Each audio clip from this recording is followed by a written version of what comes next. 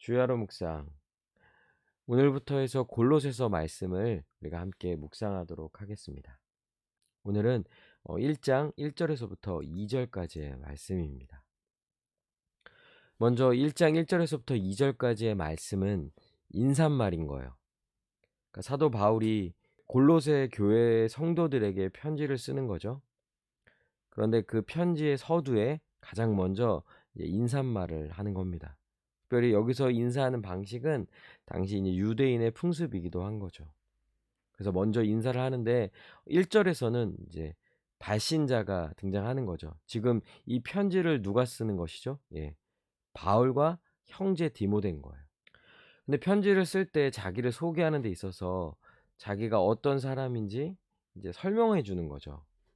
그러니까 바울은 지금 자기를 가리켜서 예수의 사도다라고 말하는 거죠. 그러니까 예수님으로부터 부름을 받아 특별히 이 복음을 전하고 교회를 세우기 위한 이 사역을 위하여 특별하게 부름을 받은 사도라고 이제 바울은 자기를 가리켜서 말하고 있는 거예요. 근데 바울은 자신이 이 예수의 사도로 부름을 받은 것은 자기로 인함이 아니라 하나님의 뜻으로 말미암은 것이라고 이제 분명히 말해 줍니다.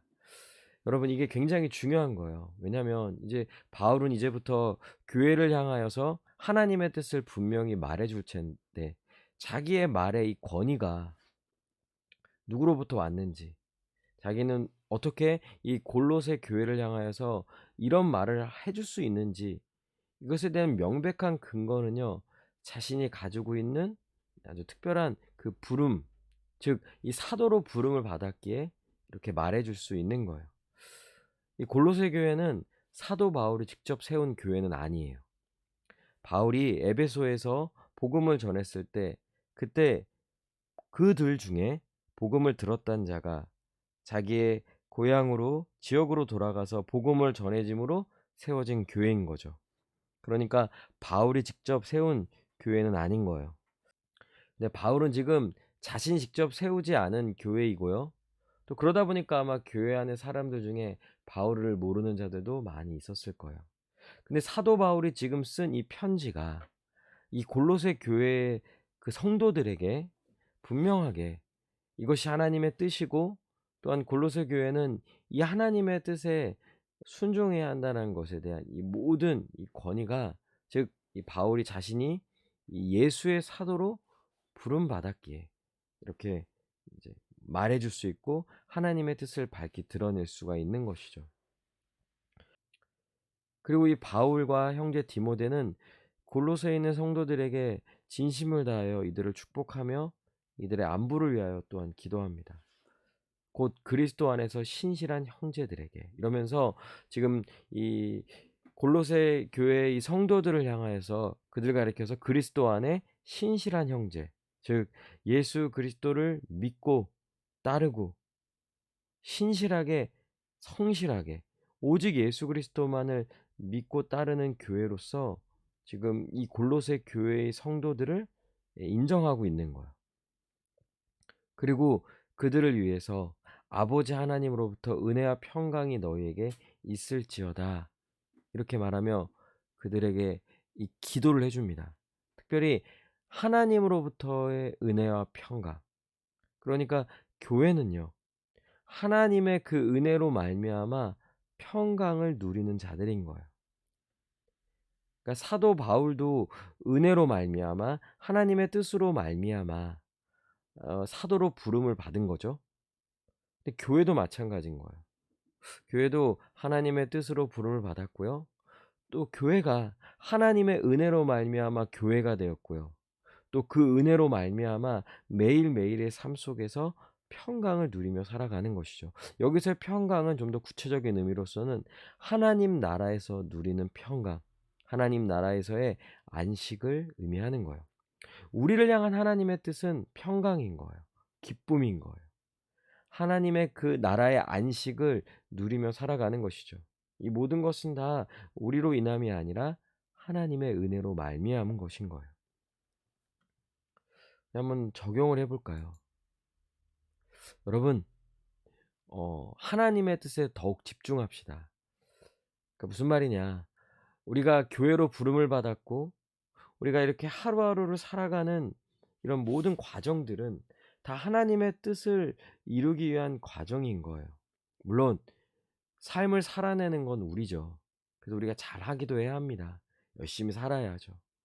그러나 우리가 먼저 생각해야 할 것은 하나님이 우리를 교회로 불러주셨고 또 매일매일 이렇게 살아갈 수 있는 모든 것도 다 하나님의 부르심이요, 하나님의 은혜요, 또 우리를 향한 하나님의 뜻, 즉 우리에게 하나님 나라의 복과 안식을 주시며 또 우리와 함께 하시며 우리에게 가장 좋은 곳으로 주기를 원하시며 우리를 영광스러운 존재 즉 교회로서 하나님의 자녀로 불러주셨다라는 사실, 이것이 하나님의 뜻이고 이것이 우리를 향한 하나님의 뜻이라는 거예요.